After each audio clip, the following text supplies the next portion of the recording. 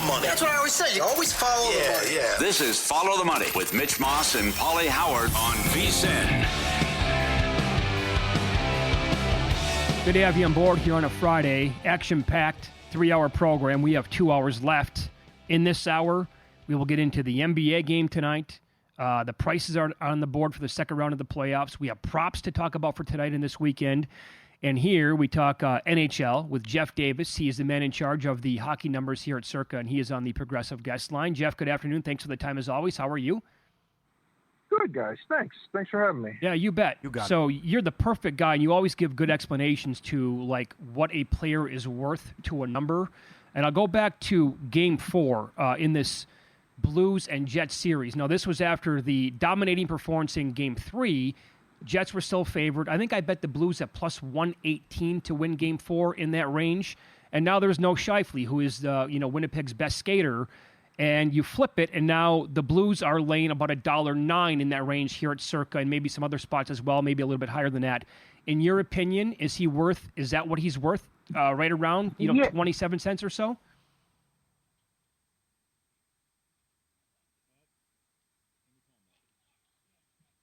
We lost him. Okay, we'll get him back here in a second. Good question. Little dicey cell reception in certain spots here in Las Vegas. I notice that every time that I'm within about 3 blocks of my house on the phone. Oh, okay, hold on. Give me 10 minutes here, please. So you're a whole different animal, though. You're way out there. I'm out there. That's tough out there. I'm out there. I like being away from people. Right. It's good. Yes. Who doesn't? But that's really, you're up against it, though, where you're at. It's like, you don't get it for 5 minutes. That's a right. 5-minute drive. Right. I know. Nothing. I got a phone call from the doctor yesterday. As I'm like, oh, please, for the love of God, do not break up on me now. It was like an important call. And sure as you know what, it broke up like 3 different times. Oh. Anyway, so, Jeff, I think you heard that whole thing, but you broke up. What do you think that he's worth to the number? Well, he is more of a two-way player this year than he's been in the past, and him being out causes a ripple effect because now you've got to move a guy up to the top line, and I think they have Barron playing the second-line center, who's generally a fourth-line guy, and it just thins them out a little bit for a team that doesn't have tons of depth scoring. So, yeah, like I would think St. Louis goes to minus 110, minus 112 from Winnipeg, minus 110, minus 112. So you're like 2.5% or so on the fair number. Even if Winnipeg survives in the history of Hellebuck, how much do you downgrade them for the next round? It's definitely a downgrade. They were, like minus 230, minus 240 to win the series, and they haven't really looked much the part in any of these games. Like when you're a team laying 230, you expect to go out and handle your business in at least 2 of the games, and they haven't looked like that in any stretch of the imagination. So there is definitely a downgrade. Even if they get through, I can't imagine even with home ice they'd be favored against either Colorado or Dallas in the second round. Oh, wow. That's strong. President's Trophy winners. That is strong. Kudos to you. You came on before the playoffs and said Carolina just lays over New Jersey. And although that last game was fantastic, you opened up 60 cents higher than DraftKings in a lot of places on the series price. What do you think of Carolina now? You sit about $1.75. Your thoughts on Carolina, Washington, and the status of Anderson, the goalie? Well, it's hard to take a lot from either Carolina or Washington's performance in round one because, frankly, they both disposed of teams that aren't really what you would consider playoff teams. I mean, you take a look at the Devils, all the points, they banked them all in the first half of the season when Jack Hughes was healthy and Dougie Hamilton was healthy. You look at if the season went another 5 or 6 games, New Jersey would have missed the playoffs. Columbus would have went by them. So what you saw in the first round in both of these series, really, I mean, I don't know what you put into it, but take a look at the Capitals. They were the best team in the Eastern Conference, but you look at Logan Thompson's numbers from February on, they really weren't that good, and the team as a whole looked a bit more mortal than they were in the first half of the season. And Carolina sure didn't really do anything that we saw to make us think that they're not the team that got bet, I would say probably 70 times in the regular season. That team took money, from sharp groups across the world. So that's great intel. I mean, if Anderson plays and he practiced today and it looked like, they still have a couple more days. They haven't announced when it was going to start, but it kind of seems like he's going to play. And if he doesn't play game one, he's probably not too far off. I still think there's value on Carolina, maybe, in the -70 range, I think is definitely worth a play. I think this series opened way too low for a team that takes money almost every night and controls play the way they do. I could only look to Carolina here. Oh, okay, so you're 15 cents higher on that one, and you're 15 cents higher on Florida. So it's fun that Toronto won, their second series win in 20 years, but now you have Florida $1.85. Yeah, and you look at it, and this is more – it's less about how Florida looked in the first round and more about how Toronto looked against Ottawa. I mean, after the first game, Ottawa was as good as Toronto in every game after game one, and Toronto was kind of all in to win some of the games they were, and now they go up against a team that really has unmatched depth in the lineup and, is a cup winner. You can name all the superlatives you want, but this price it's really an indictment on Toronto. It gave them pretty significant downgrade from where they were in the first round.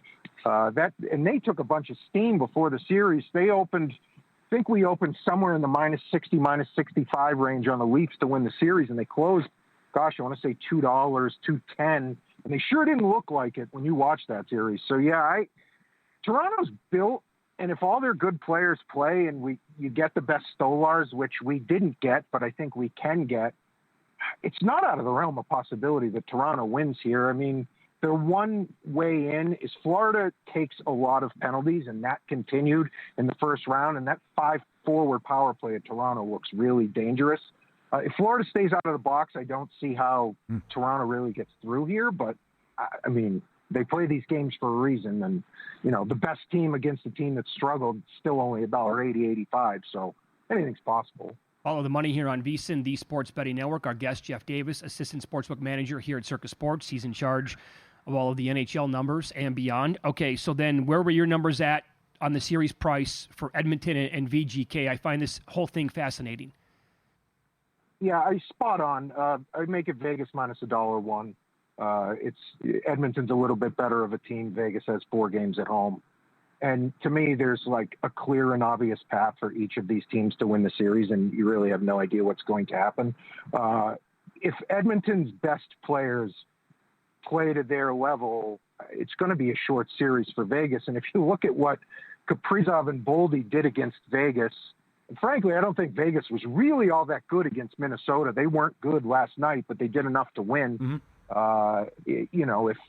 If McDavid and Draisaitl can do what Kaprizov and Boldy did, Edmonton looks tough. But the bottom half of the Vegas roster, or the Vegas forwards compared to the bottom half of the Oilers forwards, and then the overall depth on the blue line, the difference is massive in favor of Vegas. So, if they can keep McDavid and Draisaitl from going completely bananas, I think the depth can really play a part. And that, to me, that's an obvious way how Vegas wins. So yeah, I make it pretty close to a pick 'em. The market seems to agree, and maybe we'll get a better handle on it after a couple games. How's the handle on USA versus Canada? You got USA minus 245. It's just one of those props that's for decoration. You put it up every year, and you think, oh, this is going to write. And still not, damn. I mean, there's no interest. No interest. Oh, damn. Okay. Well, they got it up, so it's a good prop. And it's minus 245 right here at Circa. Did the Rangers get a home run higher with Sullivan? I mean, you have to think so. Sullivan's a great coach, and you can't really hold this year against them. That Penguins roster, all their good players are late 30s, and they don't have tons of young talent, because they've spent the last handful of years going for it at the deadline. So, yeah, I mean, the Rangers had to do something. That team coming into the year, I thought they were going to be the best team in that division, point total around 100, 101, and they were pretty terrible all year. I mean, seems like there was a lot of unrest in the clubhouse and, some of this and some of that with, Trouba getting shipped out. But, yeah, Sullivan, they're a team that's going to make a big splash, so why not? Jeff, if you had to bet the game tonight between the Blues and the Jets, or if you had to bet the game tomorrow between the Stars and the Avalanche, what would you do? Well, I don't think you can bet tomorrow's game until you see if Heiskanen's going to play or not. I think if Heiskanen plays, I think this line comes down, and I think if you can get in the mid-teens on Dallas, assuming Heiskanen is in, I think that's a pretty good bet. Tonight's game, I mean, if you could have gotten to it before the move with Scheifele, I think a Blues are the play. You're not really doing yourself any favors laying -110 or -112 now. But again, if I quote unquote had to play something, maybe under tonight. I mean, it's a game that's taken under money pretty much every game. And now that Scheifele's out is one of the key offensive contributors to Winnipeg. I would probably go under. I know Hellebuck's given up a bunch of goals, but a lot of these goals are goals that no goalie has saved. Good deflection goals, screen goals. And, if I had to bet something, I'd probably bet under tonight, but, not with a lot of conviction. Probably an unfair question, so I owe you a beer. Thank you for the time as always, Jeff. We appreciate that. All right, guys. Take care. Thank you. Have a good weekend. Have you? Not a bad question. Yeah. Have you booked this yet, by the way? I'm going to do it. All in at Circa Las Vegas. I know you have. Ultimate Getaway, just $400. 2-night stay at Circa with a $100 dining credit. Oh, I went to 8 East last night. So good. $100 beverage credit. Your own day bed at Stadium Swim where the party never stops. All for just $400. It's through May 26th and September 4th. Lock it in. All in summer package. CircaLasVegas.com. This hour still, props, Von Tobel, Nigel Seeley on VSiN.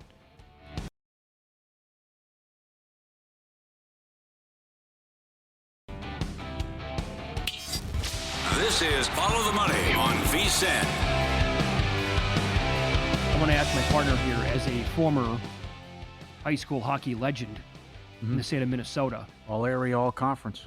You've seen probably the best and worst of it over the days of your career, and then some. How good was that pass last night from Stone to Eichel? Yeah, that was strong. I mean, not to mention the third goal too, which I know a lot of guys can do, but still. That was that pass alone, and the way it carried perfectly to him in the. I'm blanking on who the Wild defender was, where he just flies on the ice and he puts a stick out trying to grab it, and it's like an inch beyond the stick. That's like a 9.8 out of a 10. Yeah. That was near perfection last night. Yeah. How about the second goal from Ottawa? To put it off Stolar's back. That was a backhand shot. Yeah, you're right. That he went top shelf. It's incredible what some of these guys can do. Someone did that for Carolina right off the bat in a game against New Jersey, beat Markstrom. Just from the ridiculous side angle on the boards, and he went top shelf on him. I can't get over how many chances the Wild blew again last night. Yep. Again, and I follow a bunch of people from your state. The misery was all over social media last night. I can't believe it. It's never happened in the history of sports what they've done. They made it 9 times last 10 years with 8 one-and-dones. It was chance after chance after chance. Yeah. And they could not score. And just blown opportunities. Like, guys, come on, win this game, please. I had a bet on them. The other one was late night. Jonathan Davis was dynamite on. Oh, wow. And we had him on the show yesterday. Yes. And he tweets out a bunch of stuff live as these games are happening. He was brilliant. And I cashed a plus 190 tailing him, and I cashed a plus 488 with him last night. Yep. The goals kept coming in those 2 late games. And then with in play and then third period overs. Empty net, all of it. I think Colorado got 2 empty net goals. I think that's correct, That was, and they were losing going into the third period.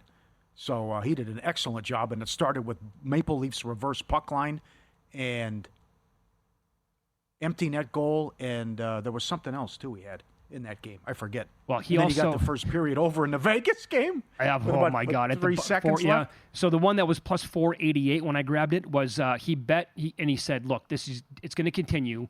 Bet both these late games over 9.5 right now, and they were both plus money, and so it came down to the final minute of the Kings game. You got 2. Needed both of them right to cash that ticket. You get and the empty net goal with less than a second again. Crazy, incredible, right? It's always good to talk to our friend Nigel Seeley at Seeley_Nigel on X. He's with Because We Win Pod and a VSiN contributor. He does a great job. He was in a hurry. So just there's a mistake. It's okay. It's okay. He was in a hurry. There was a mistake with how he spelled goals, but with all his plays, so don't worry about it. No big deal. But here's Nigel starting with his plays. And this is it now for the lower leagues. This is it. with the final matches. But we started with the Premier League. Take it away, Nigel. Nigel Seeley here, looking ahead to my best 3 bets on the English Premier League this weekend. And I'll start off at the Emirates Stadium, where Arsenal have to bounce back from a bitter disappointing 1-0 defeat against Paris Saint-Germain. They're up against a Bournemouth side who've got nothing to play for. Bournemouth's season's pretty much done, and you can see that in their results. They've only won once in their last 11 matches. Bournemouth were really poor last week against Manchester United. They drew 1-1. They were in the lead and they equalised late on Manchester United, and I thought that Bournemouth looked like a side that were on the beach. The one thing I would say about this before you start betting the plus 104 Arsenal is that Arsenal will rotate massively. They're always strong defensively, though. They always play the same goalkeeper, David Raya. They always have their defence as strong units, but it's in attacking positions where they rotate. Their first string attacking positions aren't very good. Well, they're pretty weak as far as the team second in the Premier League should be suggesting. So that might be a little bit of a trap if you see the price of plus 104 Arsenal. What I like here is under 2.5 goals. Arsenal have that huge match in midweek, travelling to Paris to try to turn around that 1-0 deficit in the Champions League semi-final, second leg. And obviously Bournemouth, I think they're done for the season. So if you look at Arsenal matches when they've come back from the Champions League in knockout matches, 3 of the 4 have got cashed under 2.5 goals. So I think that match on Tuesday is going to be right on the mindset of Arsenal players here, and I expect a low-scoring match. I wouldn't be surprised to see Arsenal win it 1-0, but under 2.5 goals, Arsenal-Bournemouth at minus 110 is my best bet on the Premier League this weekend. My next bet is on Sunday. We go to the match involving Brighton against Newcastle. Geographically, the furthest distance in the Premier League for a team to go, Newcastle, but I think the Newcastle fans will be very happy on their travels back. Brighton had a great start to the season. They were the metrics kings. They looked like they were going to make the Champions League. They looked like they were going to do well in the FA Cup, but it's all gone wrong. They're in middle table obscurity. They won last time out 3-2 against West Ham, but they were really, really fortunate. They're conceding so many goals, and up against a Newcastle side, they've got so many goals in it, who are going for a Champions League spot. I think Newcastle get the job done here against Brighton. Plus 136 is the odds for Newcastle to beat Brighton. I think that's a really, really nice bet. It's a good price. I think it'll be bet as well. Isaac, we know, he's got goals in him. We have Harvey Barnes on the wing playing exceptionally well, and the Newcastle midfield creates so many chances. They score so many goals, and against a Brighton side that concedes so many goals, I can see Newcastle scoring at least 2. So I think the best bet here is Newcastle on the money line. My final pick is in the match between the 2 worst teams in the Premier League, and that is the match down at the King's Power Stadium, Leicester against Southampton. I'm not going to have a bet on the outcome of the match, but in midweek, Jamie Vardy, the legend at Newcastle, the man whose goals took Leicester to the biggest sports story in history when they won the Premier League title, announced he was going to leave the club. Now, he's been a legend at the club. He's the 3rd all-time goal scorer. He's won the Premier League title for them. He's been their top goal scorer for many, many seasons. And I think he's going to want to go out on a high. He's got an opportunity to score here against a Southampton side that have conceded 80 goals this season. Both teams are going to be relegated. It's going to be a bit of an end-of-the-season flair about it. I think there's goals in the match. And I think Jamie Vardy will score. People, when they say they're leaving clubs, they usually get bet into minus money. Next week, on the final day of the season, Leicester will play at home to Ipswich, and in that match I reckon Jamie Vardy will start about minus $2 to score any time. He's plus 180 to score at any time here. It's all going to be about Vardy. We all know they're in rebuild for next season, but I think he'll go out. I think the Leicester fans will be cheering for him. I think he'll take every free kick. I think he's certainly going to be on the penalties. So Jamie Vardy to score any time against the leakiest defence in the Premier League, Southampton. It's the final week in the English lower leagues as well. I've got a couple of picks for you there. I'm heading to the match between Bromley and Cheltenham, and I like Bromley at minus 110 in League 2. I think they'll get the job done against a Cheltenham side who I think are very poor. Bromley's first season in the Football League has been an exceptional one, and their top goal scorer and main striker, Michael Cheek, has been announced as the player of the season. I think he'll want to go out of a high. I like Cheeky to score at any time, but I think Bromley are worth a cheeky $1, or put them in your parlay at minus 110. Also, if we're looking for some correct scores, because at the end of the season, across across the Football League, goals go up by about 0.4. And I think there's going to be some very, very high-scoring matches. So I'll give you 3 matches to have a 3-3 draw on. I love the old 3-3. In the Championship, we're going to go for Watford against Sheffield Wednesday. In League One, we're going to go for Peterborough, and their match is going to draw 3-3. They're away at Huddersfield, I believe. And in League Two, we're going to go for Swindon and MK Dons. All 3 of those matches, it's as singles, pizza money to end 3-3. Goals go up. The weather's glorious in the UK. I'm off to play a bit of tennis with the old Mats Verlander, Sergio Tacchini. Have a good day. Take care. And follow me on Instagram and also on Twitter at CD_Nigel. And also make sure you read my preview of the Premier League matches this weekend and my best bets on my VSiN Premier League column. Take care. Have a good day. All right. Great job, Nigel. Ton of picks there. And he's right that you get these crazy scores and matches when you get the final game and match of the season as well. So, Vardy, remember, Meat Man gave out Vardy to get a card. I looked at several sports books here in Nevada. I couldn't find it. Damn. Vardy to have a yellow. Nigel says Vardy to score. Newcastle, money line, Arsenal under, Bromley in the lower leagues, and then the exact scores as well. And again, the lower leagues will be final day on Saturday until we get to the playoffs. But I did find Vardy in that plus 180 range right now, too, as Nigel's doing that video. Profit X, offering the best odds all baseball season long. Profit X is peer-to-peer sports exchange available in 40-plus states. The first of its kind in the U.S. You'll be able to make your sports picks against other groups of fans rather than against sports books. Exchanges guarantee you the best odds on average by 10 to 20%. You can even request your own odds. Download Profit X today, code VSiN. Earn up to $200 in profit cash over your first month. Get that with the Profit Cash and get up there to Profit X. Best odds in 40-plus states. Code VSiN. Code VSiN. Jonathan Von Tobel coming up in 20 minutes right here on Follow the Money. He has been an NBA betting analyst here on VSiN for a long time. Has his own show, obviously, now with Stormy called Money Moves in the Morning. He's very high on a series price. Very high on one team. Loves them. In fact, he's going to bet them alternate ways. Find out what that is. Did you make a bet on the game yet tonight? Is it too many points? There's definitely a tax, but I trust Golden State here to bounce back in the same situation played out a couple years ago when they lost by even more at Memphis. That's right. Lost by 39. Yeah. Now, as Brian Windhorst said, it's a dangerous game to play. Ask the Clippers. When you no-show, and then it all comes down, because they don't have home court. Right. So not that they can't win Game 7, but the Clippers did this against the Rockets years ago. When you pank a playoff game, you're up against it. A plethora of props for tonight and over the weekend. The wind is blowing out, and both starters are allowing the long ball. Details next.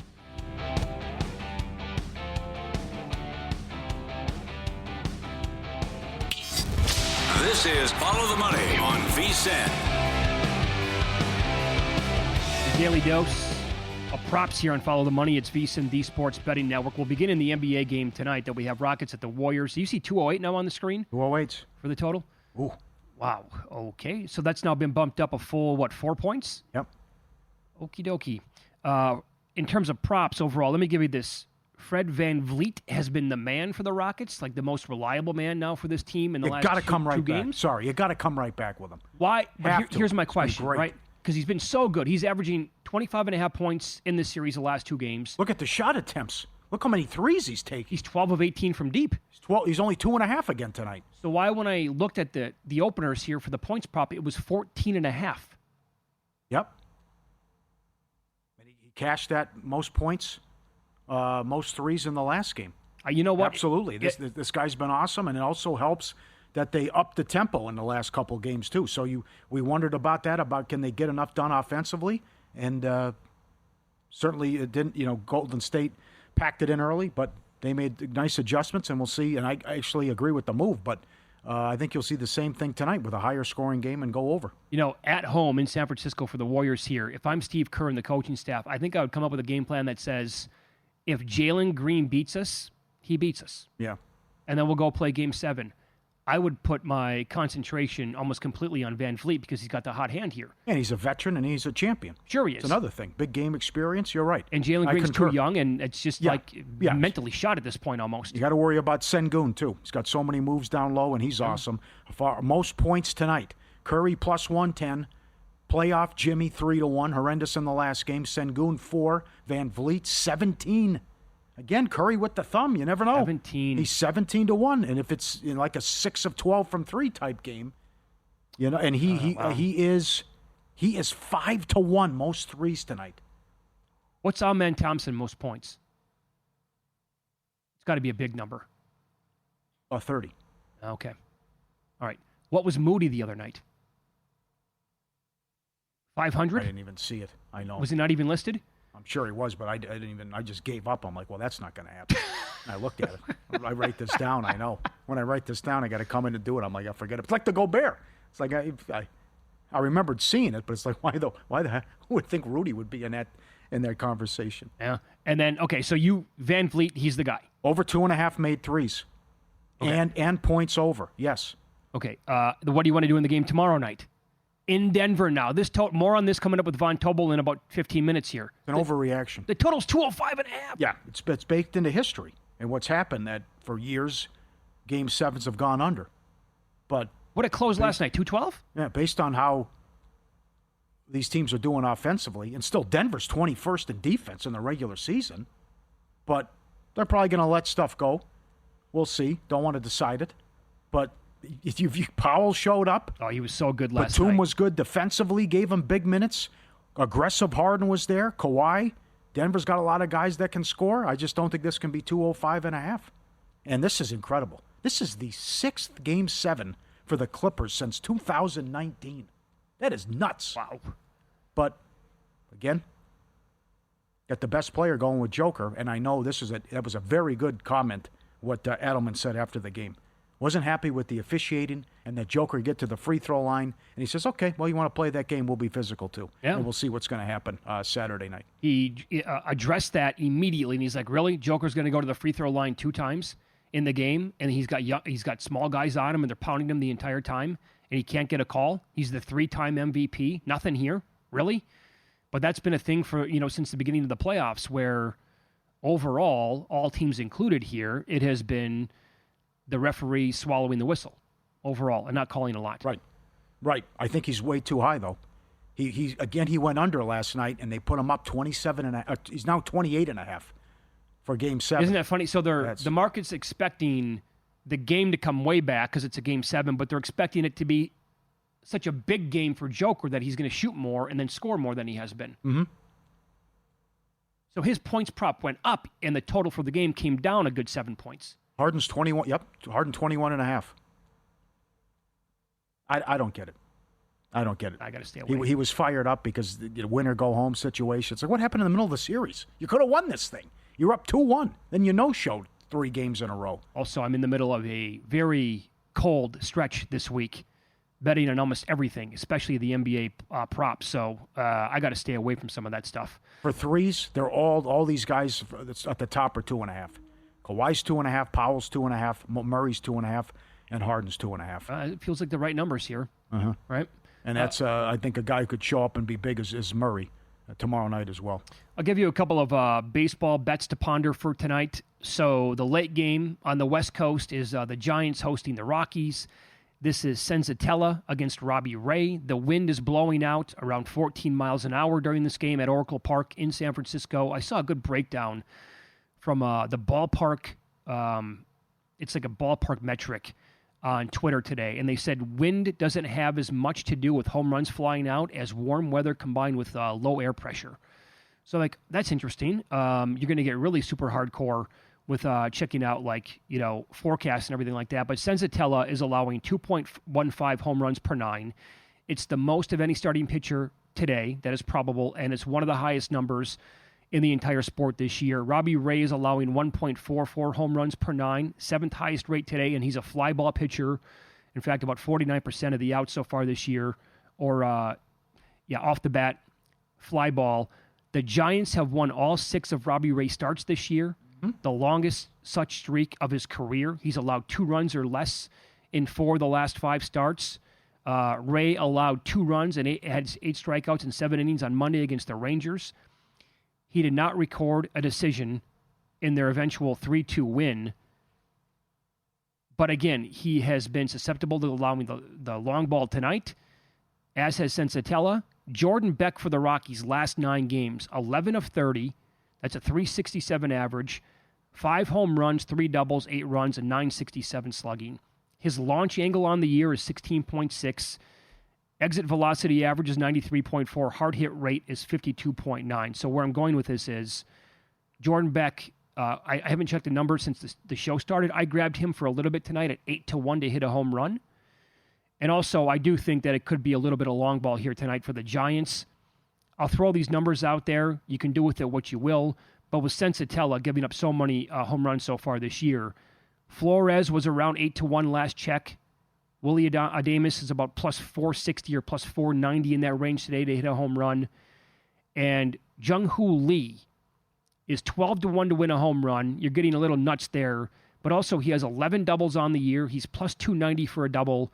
And I played over 1.5 total bases at plus 105 today in that matchup. Okay. Sonny Gray, 6-0 to the over.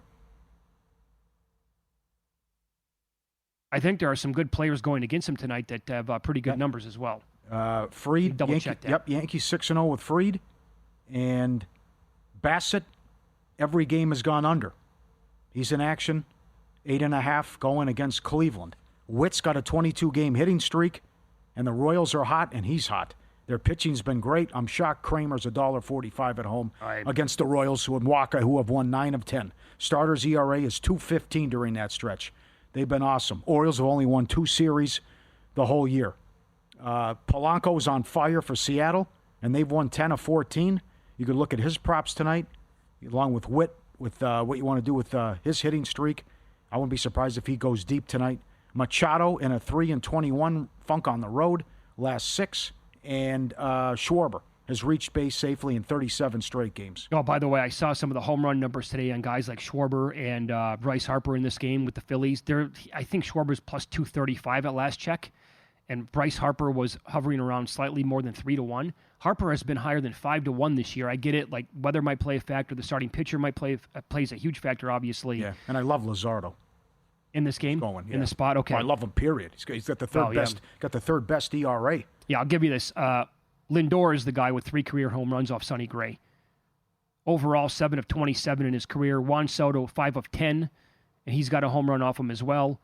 And it looks like Marte has homered off him, as has Pete Alonso, for what it's worth. And you said all 6 games so far for Sonny Gray has been over the total? Okay, Yep. All right. Yep, sounds good. Get the G-Bank Visa Signature Card today. Best Bets brought to you by G-Bank. Most credit cards treat sports books and gaming transactions as cash advances. That's even when you put your own money on the card. G-Bank treats gaming transactions as purchases, so you're saving up to 3 to 5% on cash advance fees and gaming transactions right there. G-Bank, you're earning 1% cashback rewards on all eligible sportsbook and gaming transactions and 2% cashback rewards on all other eligible purchases. Apply now, VSiN.com/GBank, VSiN.com/GBank. So it's been, I think, the worst week I've ever had on VSiN. That's how bad the bets have been for me. I apologize. Horrible job by me. The results were just really, really awful, obviously. This is the kind of week that you always hope to avoid. It does happen on occasion when it's not going well, but I'll call my shot tonight. Jordan Beck hits a home run. There you go. You're putting the work and you're not throwing darts. Yeah. So that's the frustrating part. Anyway, VSiN host Jonathan Von Tobel on the program coming up next. A very strong opinion on a second-round matchup in the NBA playoffs. Find out who it is next.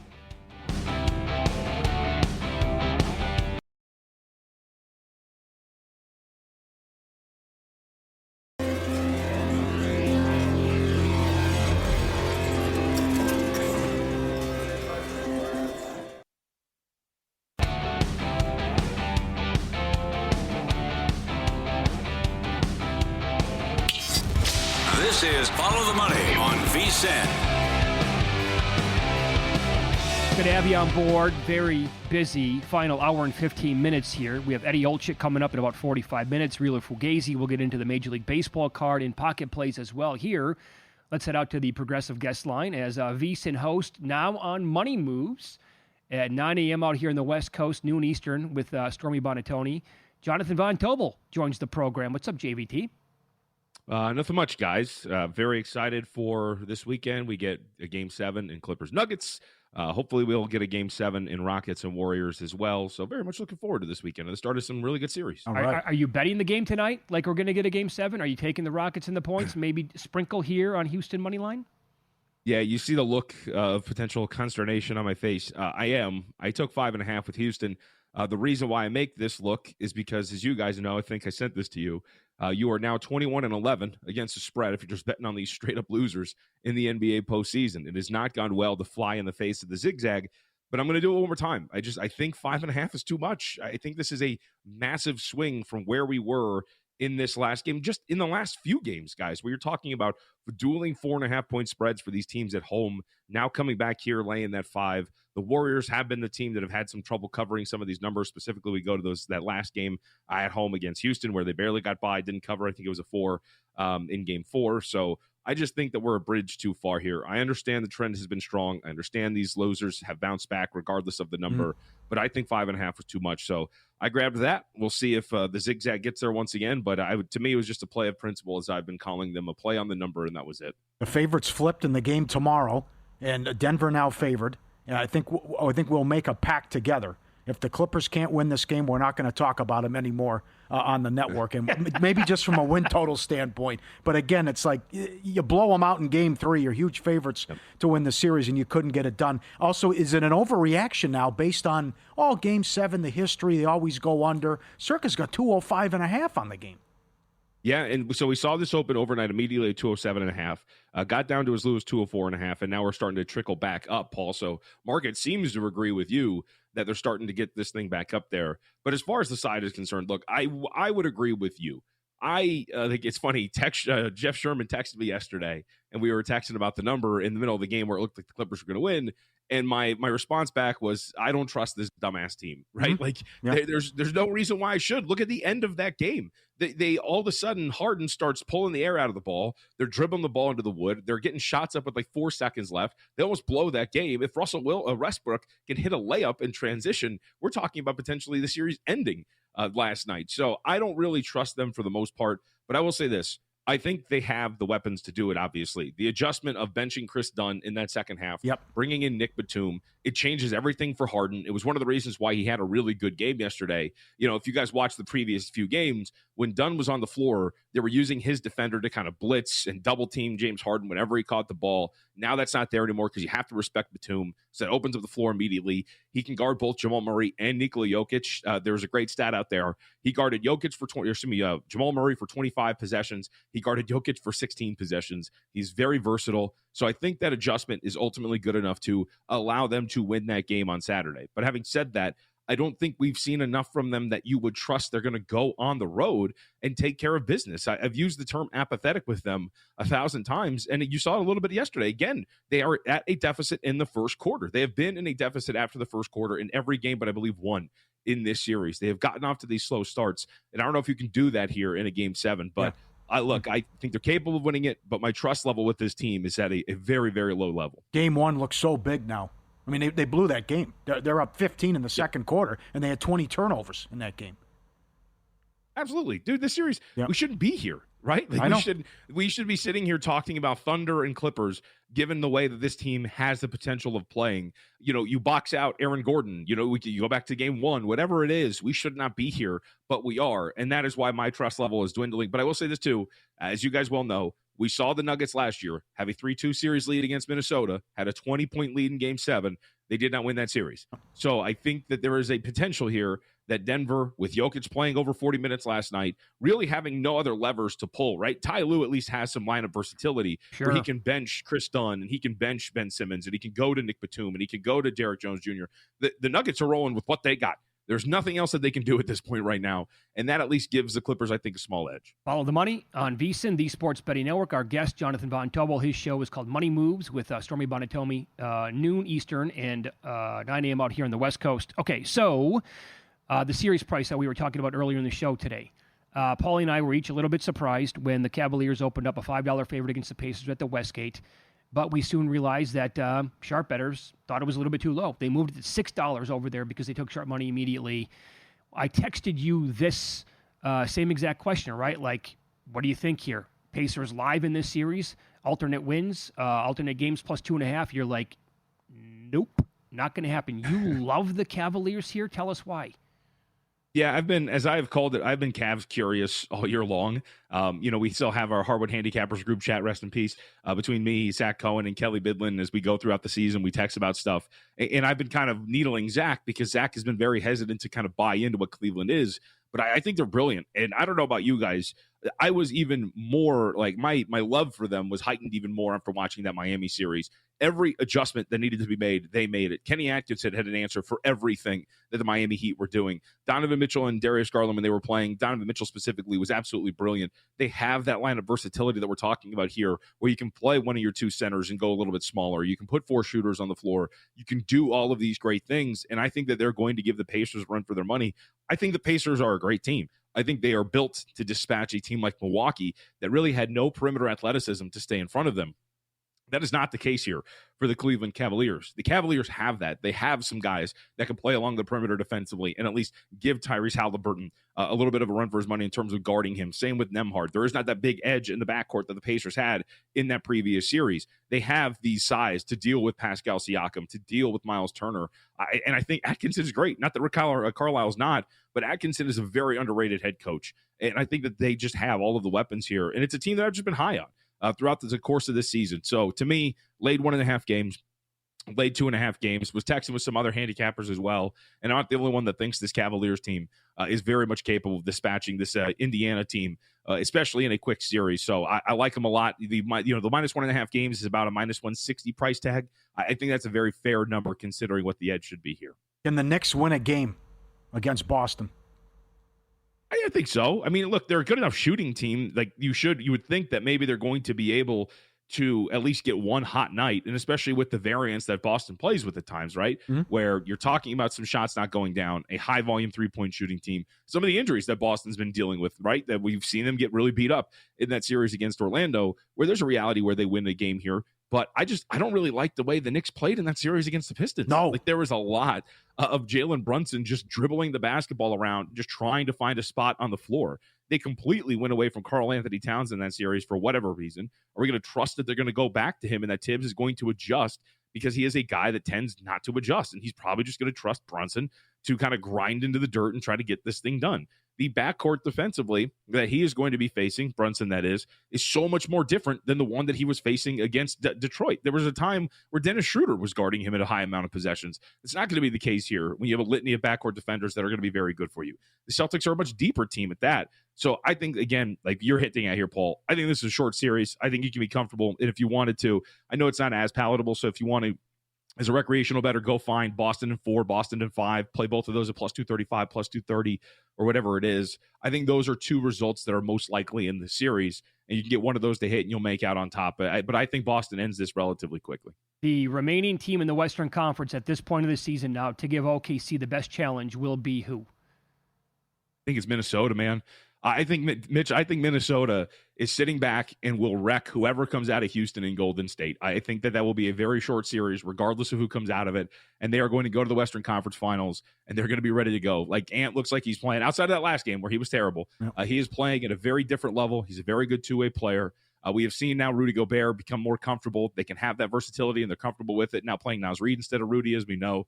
The small ball lineups with Reid out there at center were really effective against the Lakers. They can do that too. I think that they're a very strong force to be reckoned with, and I think a lot of people should be scared of Minnesota because I think they can really give OKC a run for their money. I do think that they're going to be in the Western Conference Finals at the very least. I totally concur. I think Clippers could actually throw a little bit of a scare into OKC. Yeah. I think OKC Denver is a sweeper, a 5-game series. I completely agree with that thought. So I'm hoping I'm right, but I'm also hoping that the Clippers win this series so we can at least get, I think, what's an intriguing and longer series than what the Denver Nuggets would provide. Yeah. All right, buddy. Good job this week with Stormy. Thanks for popping on today. We appreciate that. Thanks. Thank you. There you go. Yep. Money moves. Noon Eastern, 9 a.m. Pacific. Stormy Bonatoni. I was shocked she did the show today. On the game last night. She was on the game. Yeah. But she get hotel to 1 in the morning? I mean, how? Back on the air, 10 a.m. Pacific? What time's your flight leave? She was in Dallas last night. Yeah. No. Minnesota. Minnesota. I'm sorry. Yeah. That's at least a 2.5-hour flight on the way back here. Caught the red eye. Boom, right here to the. I do that all the time when I go back. You take the Dream Water right out.